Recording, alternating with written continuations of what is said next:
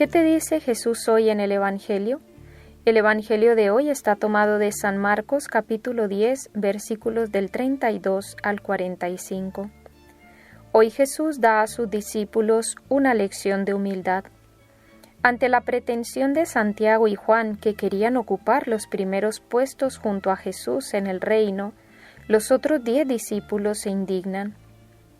Cuánta paciencia tenía que tener el Señor con sus apóstoles, como la tiene que tener con nosotros.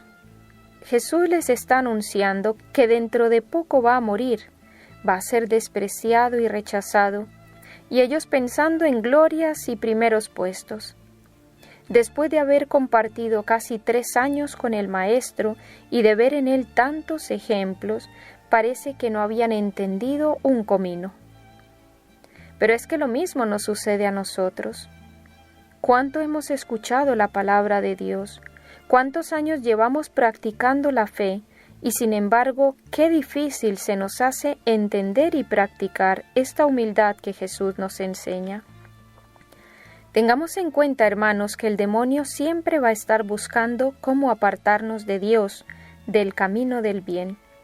Y unas veces va a hacerlo tentándonos a hacer cosas malas, pero si no lo consigue, entonces nos tienta con cosas que en apariencia son buenas, pero en el fondo, detrás de todo eso, está la soberbia.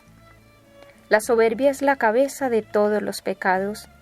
El soberbio es el que se pone por encima de Dios, el que cree que tiene derechos, que exige, que reclama. En otras palabras, se cree algo. Ese fue el pecado de Satanás. No quiso someterse a Dios, no serviré. Y digo que el demonio nos puede tentar con apariencia de bien, porque a los que ya llevamos una vida espiritual más o menos ordenada, es más difícil que le hagamos caso a esas tentaciones diabólicas de querer rechazar a Dios, por ejemplo, o ir contra Él. No digo que es imposible, porque nadie está libre de caer.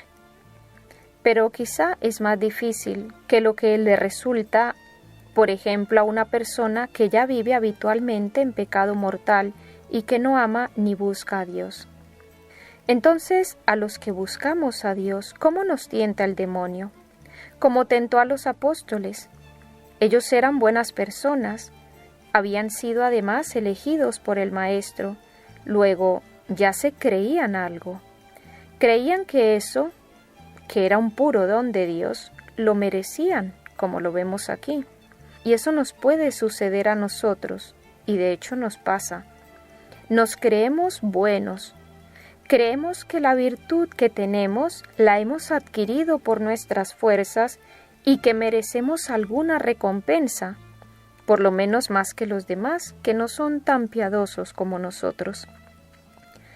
Y podemos, hermanos, compararnos con los demás, pensando que mi vecino o mi pariente o el que sea no reza tanto como yo, no asiste a tantas funciones religiosas como yo, y además como somos tan fáciles para ver los defectos de los demás y tan ciegos para ver los propios, pues ahí echamos más leña al fuego.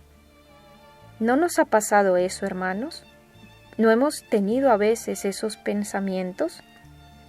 Así es como el demonio busca que nosotros nos creamos mejores que los demás, o por lo menos que nos creamos algo. Y debemos saber que el único bueno es Dios, y que todo lo bueno que nosotros tenemos o podamos tener no es porque lo hayamos conseguido con nuestras fuerzas, es porque Dios ha sido misericordioso con nosotros y nos lo ha dado. Pero si Él nos deja de su mano un segundo, nos convertimos en los peores. Por eso debemos buscar siempre la humildad, como María.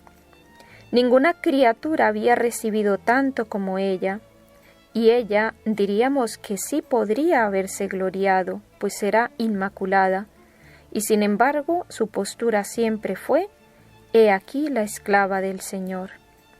También esa debe ser la nuestra, porque Dios al humilde lo ensalza y al soberbio lo vomita.